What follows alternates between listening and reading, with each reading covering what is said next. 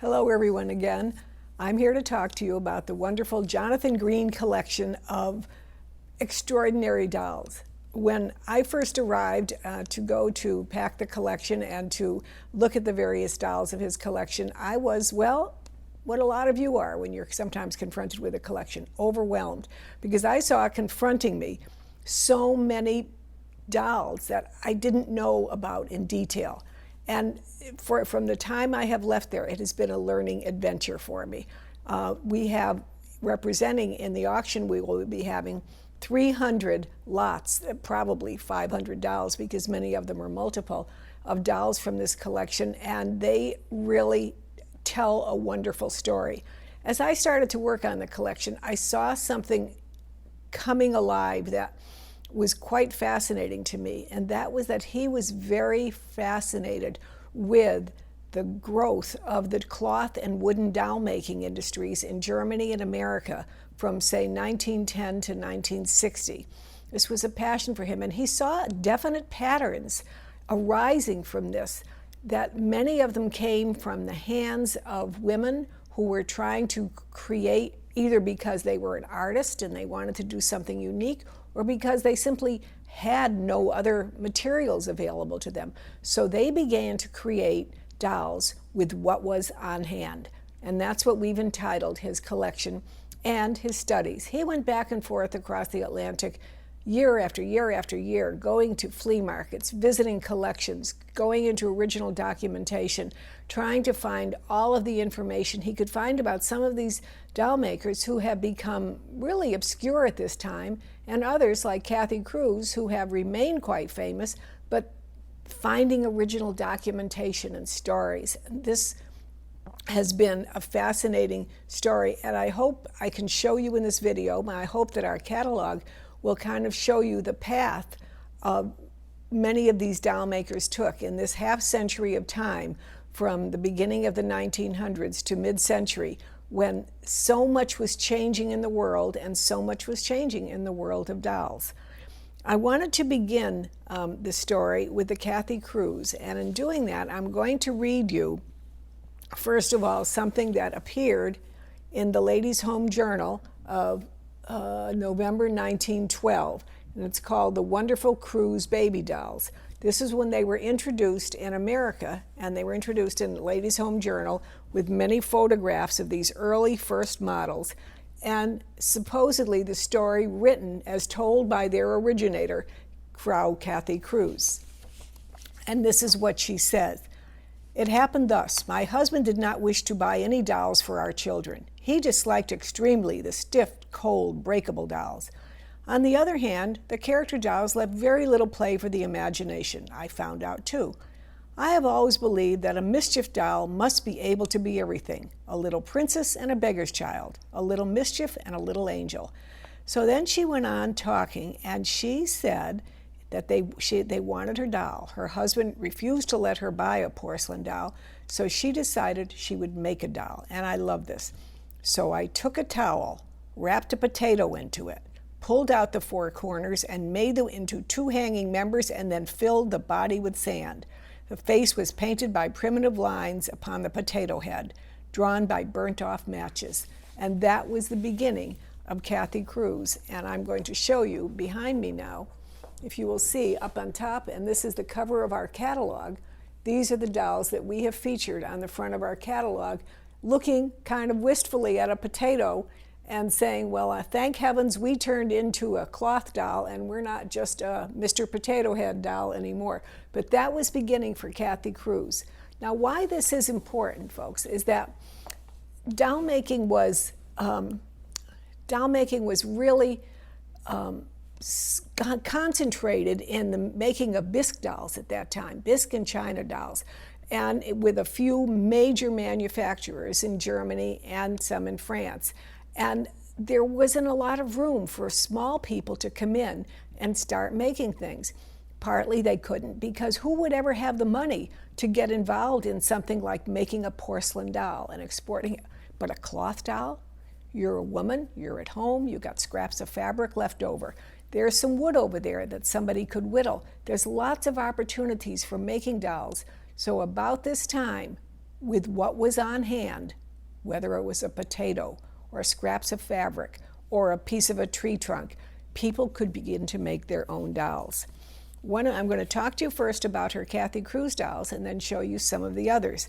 We are offering, as one of the second lots in the catalog, this wonderful early Kathy Cruz catalog, and it is really quite exceptional because it is filled with so many wonderful photographs of all of the early models, talking about the new ones as they got introduced, and there they are. You can see it page after page, and I hope you're lucky enough to have this in your collection. And you can see that they actually gave names to each of the costumes at the time it was being made. So this is a wonderful and very rare and precious early Kathy Cruz catalog that Jonathan was able to find. So let's step over here and let me go on and talk about some of the other pieces of Kathy Cruz. So while I'm kind of talking away in the background about Kathy Cruz, we're just going to keep doing a sweep of a display we've set up of some of the Kathy Cruz dolls that are in the catalog. This is about half of them, showing you some of, well, I'll be honest, some of my favorites. On the top, we have our two little dolls that are featured on the cover. And down below them is a doll in a plaid dress. That is a very good and rare early Kathy Cruz because it has the finish on the body, the original painted finish that she talked about. It was a real dilemma for her. Every aspect of doll making to her was a dilemma that she would puzzle through to get to the highest perfection that she could find. It was really important to her that nothing was just haphazard, very deliberate. She wanted a body that a child could wash and it wouldn't destroy the cloth body. What she found out with doing that was very successful in making it more durable, but it had a very negative also, and that the doll was no longer soft. It's very interesting in doing this video. The video photographer said to me, "Oh, these are hard dolls to focus on." And I said, "Why?" And he said, "Well, they're so soft." And I said, "Aha, eureka." That's exactly what she was trying to achieve for the doll. To her, it was important. Remember, everyone was steering away from the hard porcelain, cold, unrealistic porcelain or bisque dolls. They wanted to make something that was more realistic for a child to play. At one point, Kathy Cruz even said she wanted a doll that a child could drag around. Think about that. Something that they really could relate to, that would speak to that child, talk to them as like a confidant or a friend or someone that had a look in their face that was something that was relatable to them. And if you look at all of these faces, they're not cute or pretty or any of the things that bisque dolls were often mostly striving to be, but they were something that would like reach, they were like reaching out to a child, reaching out. It's very interesting that a lot of the exhibitions that were being done where the doll art of this type was being introduced at the time, they wanted the dolls, and they put this right in their program. If you wanted to exhibit your doll, it had to represent children of the street. And that's what these children did. They were not the idealized little angel, cherubic children. They were children of the street. And every one of these faces is different. I'm so privileged when I get to work with a collection like this in which I have an extraordinary number of examples of something, because I really can see how having a face hand-painted has it achieved different qualities and characteristics that mean, as a collector, one said to me once when I said, "Well, how do you choose which doll you want?" And they said, "Well, it has to speak to me. It has to speak to me." That's like a child speaking, saying those very words of what a doll means to them. And it's what a good doll artist would always attempt to do, is to create a doll that would speak to a child. And that's what she did. Well, when she found out that cloth doll with a painted finish didn't work, she very quickly moved to untreated cloth, and then worked to make bodies that were going to be very posable, were very distinctive, would be able to be played with, to be manipulated. That was very, very important with her. Over the years, she experimented with various features. While most of her modeling stayed with the same basic kind of face, she also introduced her wonderful little laughing children, which was very nice, and she introduced different body styles, like with the I call the funnel legs, where the hip hinge is more like a cloth funnel than it is a disc hinge, and it allowed the doll to have much more malleability in sitting down. And all of these pieces are being offered here. Something very extraordinary to mention is the dolls first started being made about, call it 1911. They were part of the whole exhibition of art dolls that were done from the Teats department store in that year, and very much admired. And they were again admired because clearly they were designed for children. Over the years, she tried various things. And remember, what was going on? Always look at the outside world. How did it influence what was being done in the world of dolls? So she started about 1912, and after that, right during that time period, we were entering into World War I, which made things a bit complicated. But then we went into the 20s, and everything was kind of popping, and that was good. And then after that, that's when her market was really great, and her dolls were selling like crazy all over the world. The American market was booming as well as the German. And then came the Depression of 1930s. And she tried so desperately to find different ways to have cost cutting without quality cutting. And that's when she introduced her smaller dolls, her smaller 14-inch dolls that were so very, very lovely, and including the little laughing child, and they're just quite wonderful. So she continued to offer the more luxury, expensive ones, but she also offered the smaller size as well. Well, then we go through the 30s, and we all know what happened after that, World War II. And that was quite a terrible time. When World War II ended, she found her company to be in the location that was to become East Germany. And there was a decision to be made. What would she do? She packed up her company and moved over to West Germany side. And during all of this time, there's so much transition that is going on. Every single time she had to find ways to work within what society offered her as the historical context at that time. One of the things that was very interesting to me in working with Jonathan's collection was the several dolls she had that had very clearly been marketed for the Allied forces that had come to Germany after the war, and they were being made specifically for them. It was very difficult for her to do any export at all, so all she could do was to sell to the soldiers who were coming over. And there are a couple of dolls in this collection that have that actual documentation with them. Another thing I found quite intriguing about his collection is how many of the dolls that have their original name tags, and I'm going to get up and move over here now to show you a couple, have the tags that have the names that he assigned them. I love this one is Evelyn. And Evelyn is in her original box, also marked Evelyn. This is really great. This one is Roderick, spelled Roderich, R-O-D-E-R-I-C-H, Roderich, and he's also in his original box. There's one here. Okay, this is Esther. She has her name on her. This is Annerly right there. Now, in some of the early research about Kathy Cruz, it talked about how the dolls were so personal to her that she gave all of her dolls names. Even though they might be the same facial model, they would have a different costume, and they would earn their own names. Where is the one this one. I love this one. Look at, I love this doll anyway. Okay, that one would speak to me.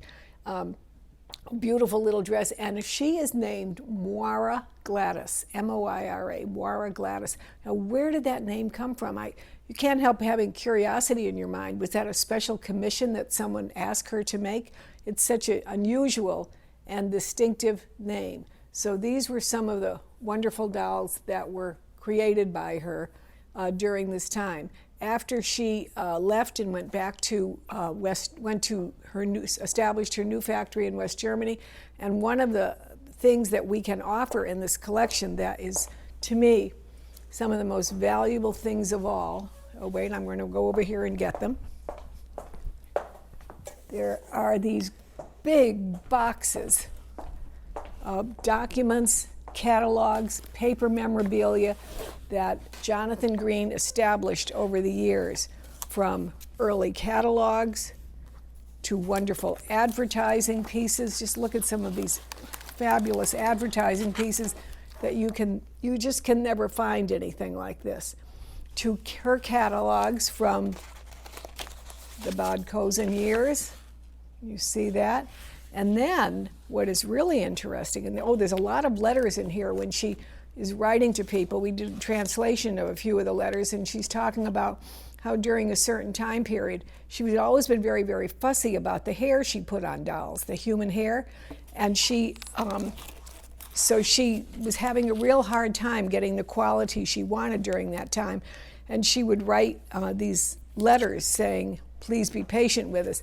At some point then, as you can see, she is leaving and she goes to West Germany, and the Russian or East German government took over her old plant. And I love what they did. This was true economy. Crossed off her name, address, and put in VEB Puppenschwerter, which was what they were now calling themselves. And then they start corresponding with people. And you can see that again here as well. And then here are some additional catalogs and prints of things that we have. There are still more here. We could spend hours just if I showed you these one by one, but it's being sold as one big lot, and it's an unbelievable find. And then here's a price list from 1956 and on and on. And then finally, in this bottom box is all of these catalogs from the VEB when they took over the Kathy Cruise, and all of catalogs and original photographs of dolls that they were producing. And that's kind of really important to have original documentation. If you are not of a mind to do original research yourself, before I stop talking about Kathy Cruise, Jonathan provided many, many books, and I used those extensively in researching these. And I want to tell you, I learned something really important. I learned what I didn't know about Kathy Cruise dolls, and there was a lot.